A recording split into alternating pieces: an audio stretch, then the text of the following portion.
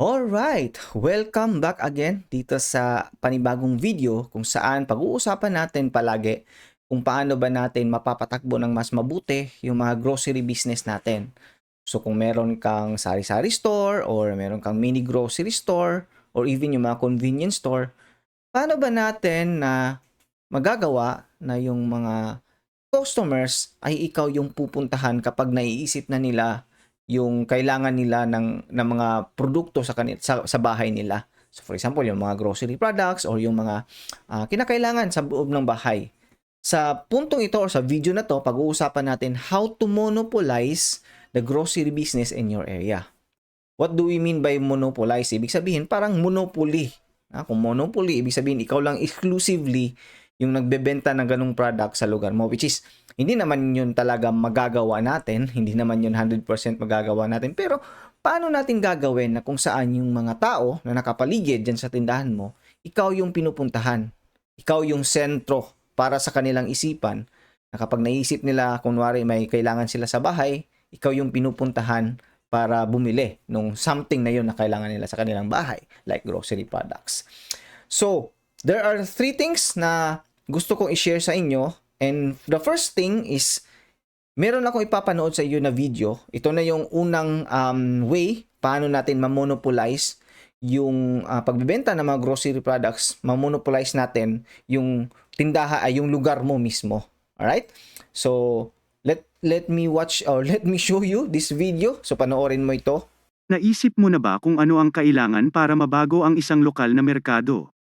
Oras na para sumama sa isang paglalakbay na naglalahad ng kwento ni Olive Greenleaf, isang bisonaryong negosyante mula sa kaaya-ayang bayan ng Foodsville. Kilalanin si Olive, ang proud na may-ari ng isang tindahan ng grocery na may ambisyosong pangarap upang baguhin ang kanyang simpleng tindahan sa isang imperyo ng grocery, isang sentro ng komunidad. Tinawag niya itong Olive's Oasis. Ang pagbabago ay nagsimula sa loob ng 4 na pader ng kanyang tindahan ng grocery. Inilagay ni Olive ang vibrant na kulay, nag-empleyo ng mababait na staff, at nagpalago ng mainit at malugod na atmosfera. Ang kanyang tindahan ng grocery ay agad na naging isang masiglang oasis kung saan ang mga tao ay hindi lamang namimili. Nagtitipon sila, nagpapalitan ng mga kwento, at lumalahok sa lingguhang mga event tulad ng mga klase sa pagluluto at mga sesyon ng pagtikim. Ngunit alam ni Olive ang kahalagahan ng pagkakaroon ng kaalaman sa kasalukuyang panahon. Gumawa siya ng isang madaling gamitin na app na nagbibigay ng personalized na mga rekomendasyon sa pamimili, eksklusibong mga diskwento, at isang loyalty program. Ang app ay agad na naging sensasyon, na nagbago sa Olive's Oasis sa isang grocery club na gusto ng lahat na maging parte. Naintindihan din ni Olive ang kahalagahan ng walang patid na supply chain. Nagtayo siya ng mga partnership sa mga lokal na magsasaka at mga producer, na nagtiyak na ang kanyang tindahan ay nag-aalok ng sariwang, mataas na kalidad na mga produkto na natatangi sa Olive's Oasis. Ang hakbang na ito ay hindi lamang nagpataas sa kanyang negosyo kundi nag-angat din sa lokal na komunidad. Para sa mga tao ng Foodsville, ang pagsuporta sa Olive's Oasis ay nangangahulugan ng pagsuporta sa kanilang lokal na ekonomiya. Sa hindi malilimutang panahon, naging paboritong tindahan ng grocery sa Foodsville ang Olive's Oasis. Matagumpay na nilikha ni Olive ang isang monopolyo, hindi sa pamamagitan ng mga walang habas na estratehiya, kundi sa pamamagitan ng pagpapalago ng isang sense ng komunidad at pagkakabuklod. Ang kanyang tindahan ng grocery ay hindi na lamang isang lugar para bumili ng mga produkto, ito ay isang destinasyon na nagpapalapit sa mga kapitbahay at nagpapalitan ng karanasan sa pamimili. Ang paglalakbay ni Olive ay isang patuto sa kapangyarihan ng komunidad at isang mainit at malugod na approach. Ang kanyang kwento ay isang aral para sa mga nagnanais na maging negosyante na ang pagdomina sa isang merkado ay hindi tungkol sa kontrol. Ito'y tungkol sa paglikha ng isang espasyo kung saan ang lahat ay makakaramdam ng pakiramdam ng tahanan. Ang Olive's Oasis ay tumetayo bilang isang simbolo ng tagumpay, isang simbolo ng espiritu ng komunidad, at isang tumatagal na pamana sa puso ng Foodsville. Ang tamis ng tagumpay, sa katunayan, ay may lasa ng komunidad at camaraderie. Ang kwento ng Olive's Oasis, ang mananakop ng grocery, patuloy na nagbibigay inspirasyon. na nagpapatunay na ang daan patungo sa tagumpay ay binubuo ng pangitain, inobasyon, at malalim na kahulugan ng espiritu ng komunidad.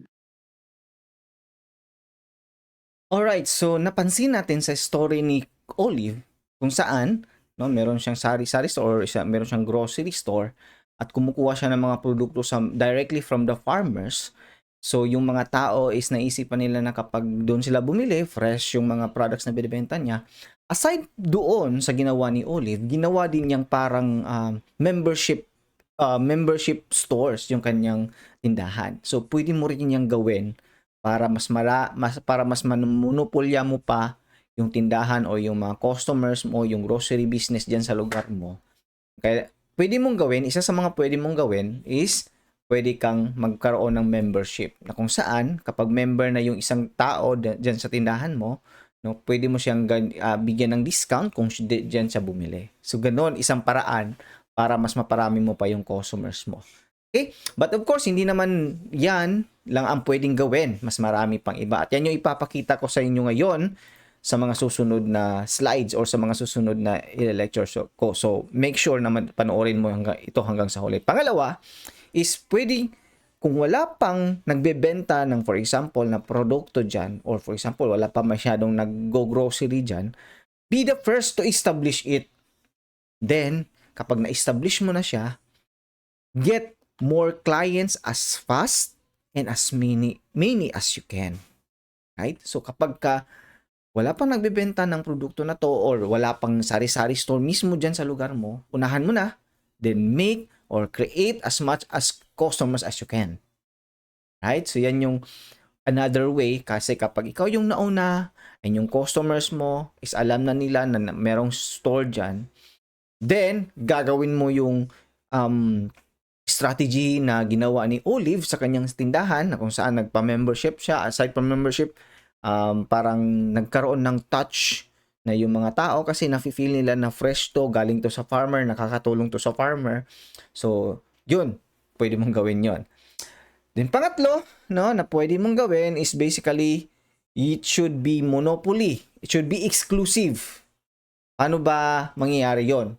Now, exclusivity can only happen if you are the first to create a store in your area.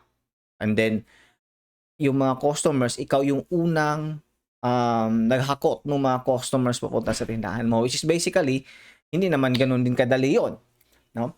Now, here's one thing that I want to show with you because dito sa tinatawag nating Club Store program or Club Store platform, kung saan itong platform na to is basically magbibigay siya ng avenue na kung saan lahat or sa buong Pilipinas or sa buong kapuluan ng Pilipinas, marami tayong munisipyo dito, di ba? So, ang ginagawa ng platform na to is basically magtatayo lang siya ng isang online grocery business per city or municipality. Okay? Ginagawa ng ano na to is basically gagawa ang program na to gagawa siya ng mga online grocery business owners sa isang lugar na kung saan is siya lang ang nagbebenta ng mga grocery product or nag-online grocery business diyan sa lugar. Right?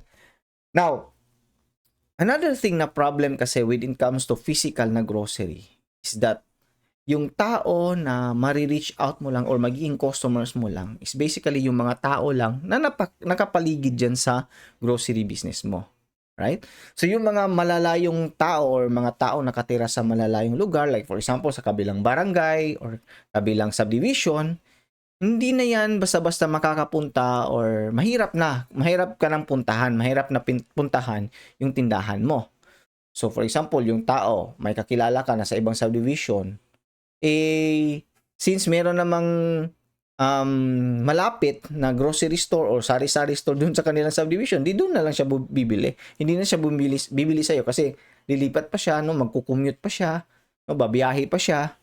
Which is basically, yan yung dahilan kaya limited lamang yung customers sa isang lugar or kung saan nakatayo yung sari-sari store or yung tindahan mo, limited lang yung maging customers. Tapos may mga katabi ka pang mga grocery store or mga tindahan din. So mag-aagawan kayo ng customers na limited lang na customers.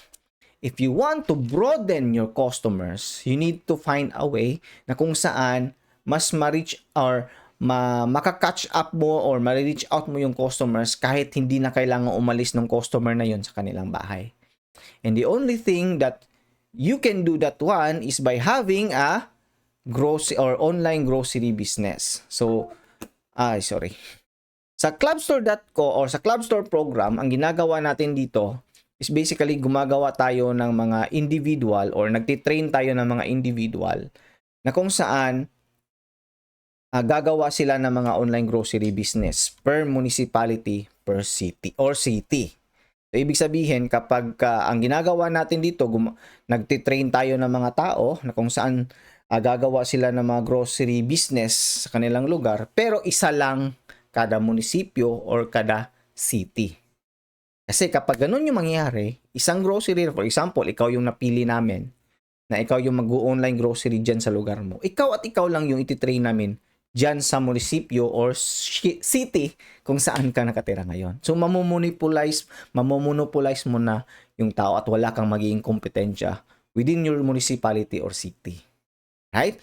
So, kung gusto mong magkaroon ng monopoly or exclusivity, ikaw lang yung nag-online grocery business dyan sa lugar mo, then gawin mo yung, or pwede kang mag-explore with our programs, yung Clubstore program. You just need to go to clubstore.com.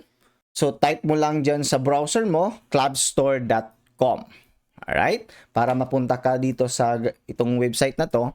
And you can try out the free website. So, pwede mong i-click itong create website.